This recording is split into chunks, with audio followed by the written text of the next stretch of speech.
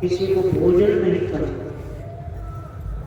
इतना आदमी देखते हैं मजदूर से काम लेता है तो मजदूर को कह देता है सुखी सुखी बात करने लगे।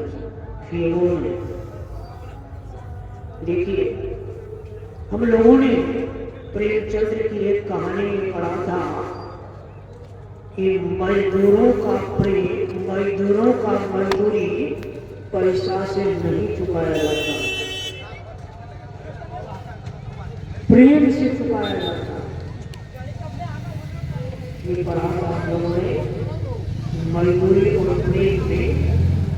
उसमें भी कहा था कि मजदूर का जो मजदूरी है, किसी को आप केवल पैसा दे दीजिए और उनका सम्मान नहीं कीजिए, दिल अगर उसका दुखा है तो मजदूर का दिल नहीं समाप्त होगा। याद कर लीजिए। राजा श्वेत बहुत यज्ञ किए, लेकिन जब उनका शरीर का से जीवात्मा निकला तो वो सीधे ब्रह्मलोक में, ब्रह्मा जी के दरबार। अब ब्रह्मलोक प्राप्त करने के लिए कितना यज्ञ करना पड़ता है? 100 अश्वमेध यज्ञ करने पर इंद्रलोक की प्राप्ति होती है। जब कोई व्यक्ति 100 अश्वमेध यज्ञ का पूर्ण करेंगे तो इंद्रलोक जाएंगे, और 1000 अश्वमेध यज्ञ जब करेंगे तो वो ब्रह्मलोक जाएंगे। और उपनिषद का आया है कि अश्वमेध सहस्राणी, 1000 अश्वमेध यज्ञ कोई करे, वाजपेयी 97 और 100 वाजपेयी यज्ञ करे, तस् ध्यान योग से कलामनारहंति सोचे। और जो गुरु से जुक्ति जान करके केवल ध्यान करते हैं, अगर एक क्षण भी उसका मन कहीं सुषुम्ना ध्यान में किसी तरफ सरक जाए तो एक क्षण जो होता है वो 1000 अश्वमेध यज्ञ, 100 वाजपेयी यज्ञ का जो पुण्य होगा, एक क्षण अगर सुषुम्ना में ठहर जाए तो उनके 16वें अंश के बराबर नहीं हो सकता। 16 अंश यानी 1 रुपया का 16वां आना जो है, जिनको हम लोग 6 पैसा कहते हैं, उनके बराबर नहीं हो सकता। याद कीजिए, विचार करिए। तो कहते हैं वो नहीं हो सकता है, तो राजा श्वेत सीधे ब्रह्मलोक गए। ब्रह्मलोक तो चले गए, लेकिन ब्रह्मलोक में लोगों को भूख प्यास नहीं लगती, ऐसा शास्त्रों में वर्णन है। जो ब्रह्मलोक में चले जाते हैं उनको न भूख लगती है न प्यास लगता है। तो वहां लोगों को न भूख लगता था न प्यास लगती थी, लेकिन राजा श्वेत को भूख भी लगता था और प्यास भी लगती थी। भोजन के लिए तरसने लगते, पानी के लिए व्याकुल हो जाते।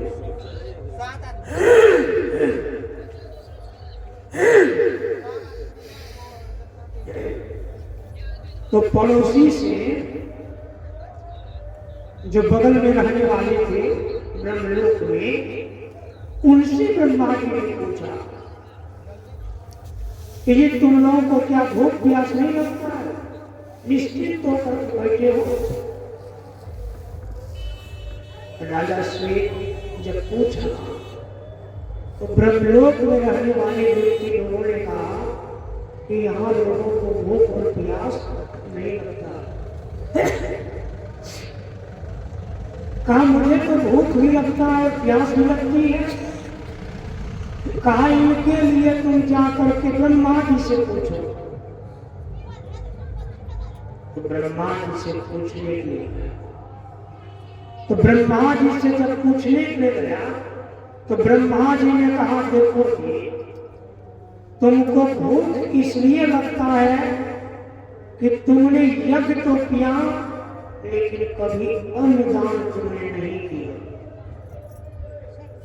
पानी का दान तुमने नहीं किया, जिनके कारण तुमको भूख और प्यास लगती है।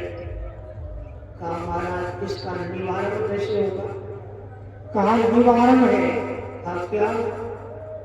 कहा तुम्हारे परिवार के लोग जब तुमने अपना सुंदर शरीर को त्याग करके ब्रह्मलोक आया है तो तुम्हारे परिवार के लोगों ने तुम्हारे शरीर को सरोवर के किनारे ले जाकर छोड़ दिया।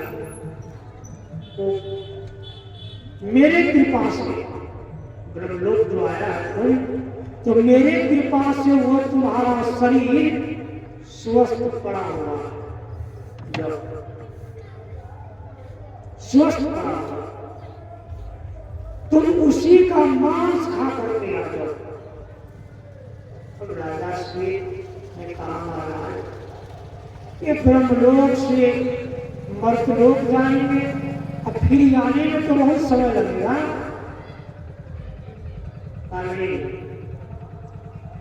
अगर हेलीकॉप्टर से तो रोज दिल्ली जाने आने में गए तो कितना समय लगेगा? दो ढाई घंटे में दिल्ली, अब फिर 2-2.5 घंटे में अभी आ रही है। क्या तो विमान दिया उनको, ब्रह्मा जी ने एक विमान दिया। कहा इस विमान पर तुम बैठो, सीधे मर्तलोक जाओ, वहां से तुम विदर्भ देश में जो तुम्हारा शरीर पड़ा हुआ है तुम अपना शरीर का मांस खा करके फिर वहां से सीधे लौट करके आ सकते। अब भूख और प्यास जो है ना किसी को पहचानने वाला नहीं। तो भूख लग जाता है हमको तो वहां कुछ नहीं समझते। नारे थे महात्मा जी, एक बार बेसानंद जी महाराज जंगल में तीर्थ करने चले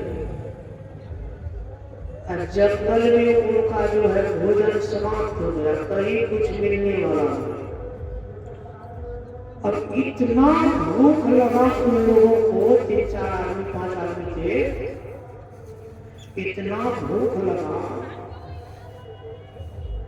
जो सोच रहा था कि अब हम लोग का प्राण निकल जाए भूख से, लेकिन मिले तो कुछ खाने को नहीं, कुछ मिलता है।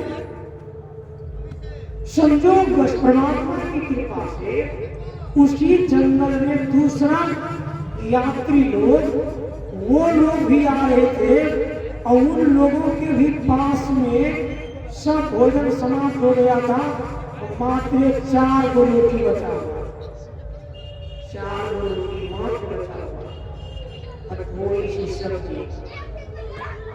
ये लोगों को जो देखा तो ये लोग पूछ दिए यहाँ तो कहीं घर द्वार नहीं है, ये लोग भूखा लगता है, कहा आप लोग खाए कुछ नहीं क्या? कहा नहीं महाराज प्राण निकलने वाला हम लोग का, भूख से प्राण निकलने वाला। कहा हम लोगों के पास 4 गो रोटी है और कुछ सब्जी है। उस समय में वो साधु महात्मा लोग नहीं पूछा कि आप लोग मांसाहारी हैं कि शाकाहारी है कि जूठा है आप लोग का कि क्या है, अरे दिया खाना शुरू कर दिया। उस समय में जूठा समझा जाता था, विचार कर। विश्वामित्र को जब खाने के लिए नहीं मिला तो सुनते हैं कि चंडाल के घर में कुत्ता का मांस मिला था। और वो भी खाने के तैयार हो गए।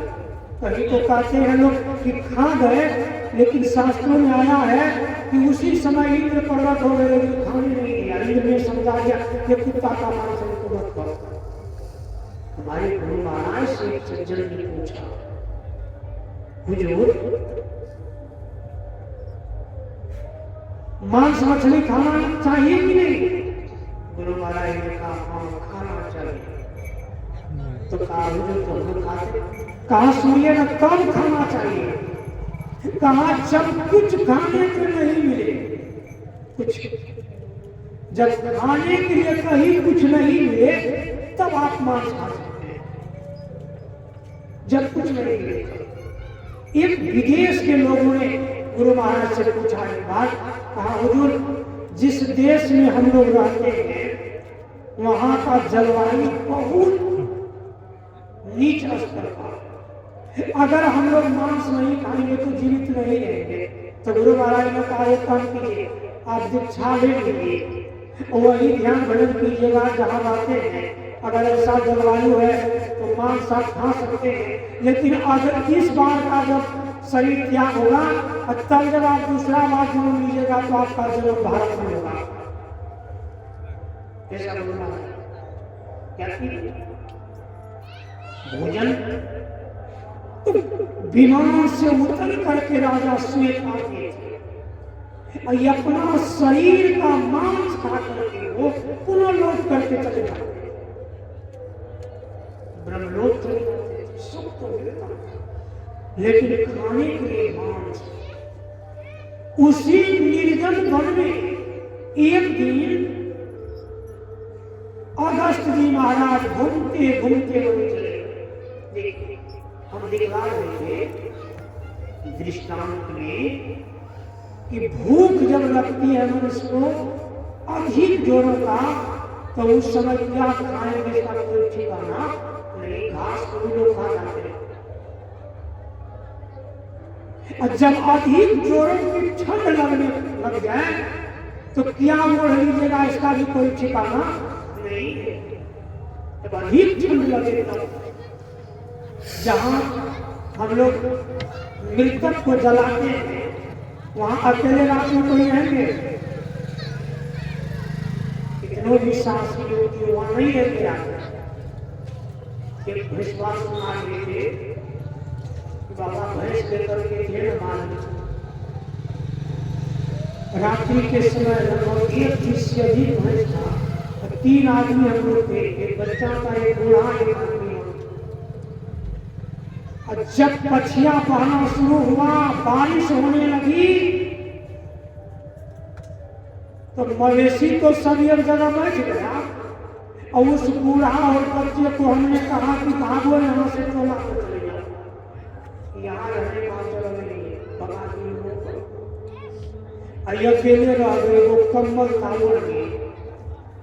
अब बारिश में वो भी कम्बल जब भीग गया और जब ठंड लगने लगा तो अब वहां कोई देखने वाला कौन है? वहां पर देखने वाला उसी के बगल में नदी किनारे दीने में लहास जलाया था। और लहास में जो अग्नि लगा हुआ था वो धू धू करके जल रहा था, वो पानी में भी बुझाया नहीं, वो जल ही रहा था। हमने क्या किया, जब ठंड बर्दाश्त नहीं हुआ तो चले गए वही। देखिए डर किसका नाम है? डर तब होता है जब तक हम लोग के अंदर में भय होती है। भय समाप्त हो जाए, डर भी समाप्त। कहाँ चले गए? वहां। हम जब चले तो जो हमारे भैंस का जो प्रदूषण था वो 6 महीना का, वो 4-5 गो हमारे साथ हो गया और उसी जा करके मृतक के लहास के बगल में हम लोग बैठ गए। भर रात बैठ कर अग्नि का सेवन। सुबह जब हुआ सब लोग आए उधर से, तब पूछा रे रात में कहा था ठंड में, और फिर हम आए घर के कहा यार अग्नि ताप रहा पाई पानी में दिखलाया उनको। जब देखा ना तो उनका बड़ा भाई क्या कर रहा है, कमर में खींच गए विचार की कहा उसका जल गया। तो राजा श्वेत भी भोजन करने मांस खाने आते थे। अब देखिए, अब मृतक शरीर का मांस खा करके लौटते और आते जाते प्रतिदिन। एक दिन ब्रह्मा जी से पूछा कि कितना दिन खाना पड़ेगा? तो ब्रह्मा जी ने कहा, अगस्त ऋषि का दर्शन जिस दिन तुमको हो जाएगा ना, उसी दिन से मांस खाना समाप्त हो जाएगा। देखिए, संतों का दर्शन, सत्संग करना तो महान बात है, केवल दर्शन मात्र से। संत कबीर साहब कहते हैं, दर्शन कीजिए साध की दिन में कई एक बार। साधु का दर्शन दिन में जब मिले तब कीजिए। अगर दिन में नहीं कर सकते तो कहते हैं कम से कम दिन में एक बार कीजिए। कहा नहीं होता, कहा महीना में एक बार, कहा वो भी नहीं तो कहा वर्षों में एक बार कम से कम कीजिए। विचार कर लीजिए, अगस्त जी महाराज उसी जंगल में घूमने गए, रात्रि हो गई। उसी सरोवर के किनारे में एक बहुत सुंदर भवन बना हुआ था, उसी में गए। संत महात्मा लोग, आप लोग तो खास करके घरे में रहते हैं सब दिन, तो कोई बात नहीं है। जब बाहर भ्रमण करने जाएंगे तब पता चलेगा कि पहाड़ों पर कहीं से चल रहे, कोई दिन सांप निकल के जंगल, कोई ठिकाना नहीं, बाहर जाइएगा या चलिए। इस बार हम लोग वैष्णो देवी गए। वैष्णो देवी गए तो सुबह में पहुंचे एक जगह में, तो सोचे कि रूम में गए ना, 8 बजा उधर से आया धार देने वाला काम रूम से।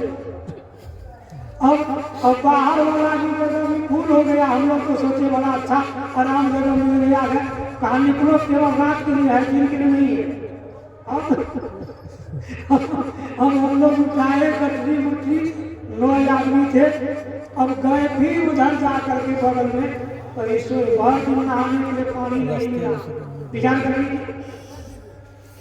1 घंटा लेजी बना किए, हम कपड़ा खोल करके जा रहे थे नहाने के लिए, साथी सब कर रहे होगा, हमको भी रोक लिया। बस 9 बजे के बाद पानी भी बंद, भर दिन पानी का दर्शन नहीं हुआ। केवल शौचालय में पानी और पीने के लिए पानी भी, नहीं तो नहाने के लिए सब बंद। बाहर जाइएगा तब पता चलेगा। घर में क्या, बिहार का सुख, बिहार जो राज्य है ना, अब बिहार में भी अररिया वाला सुख किसी जिला में नहीं मिल सकता। अररिया में जो आदमी गुजर जाता है, जो गुजर वो तीनों शाम खाते हैं और दूसरे पर फिर भी गाली नहीं खाते हैं, लेकिन और जगह नहीं चल पाता। यहाँ से आप खगड़िया चले जाइए, आप देख लीजिए वहाँ का सिस्टम क्या है। बगल में चले जाइए खगड़िया, देखिए वहाँ का सिस्टम क्या। कितनों धनवान व्यक्ति क्यों नहीं है, उनको भर दिन खेत में काम करना पड़ेगा। हमारी अररिया जिला की किसान का भी आधा काम माताएं लोग करती है, लेकिन खगड़िया जिला में माताएं लोग आंगन से बाहर नहीं करती। वो भी काज करती है, आंगन में पशु का शेड बना हुआ है, तो दूध दूहना, भैंस खिलाना, सब काम करना माताएं लोग के, लेकिन वो आंगन से बाहर नहीं करती। आंगने के अंदर में सब काम। दूध लेने वाला आया, लेके चला गया, और नहीं तो दूध पहुंचाने वाला कोई घास काट करके पुरुष से ला करके देंगे, वो घास काटने नहीं जाएगी। विचार करिए, खगड़िया जिला का सुख। इसलिए बंधु, राजा श्वेत वहां भी अगस्त जी महाराज छल रहे, रात्रि में तो ठहर, और सुबह जब हुआ तो मुंह हाथ धोने के लिए, नहाने के लिए उसी सरोवर में गए जिस सरोवर के किनारे में राजा श्वेत मांस खाते थे। और ये नहा धो करके बाहर निकलते उधर से, और निकले तो उधर जो राजा श्वेत मांस खा रहा था, वो आवाज जो हो रही थी उनकी कड़कड़ाहट का, तो इनके मन में मारे, ये क्या कड़कड़ा रहा है, कुछ प्रतिष्ठित आवाज है। आगे बढ़ते बढ़ते गए, देखते क्या एक दिव्य महापुरुष विमान लगी हुई, विमान से उतरा और मांस खाना।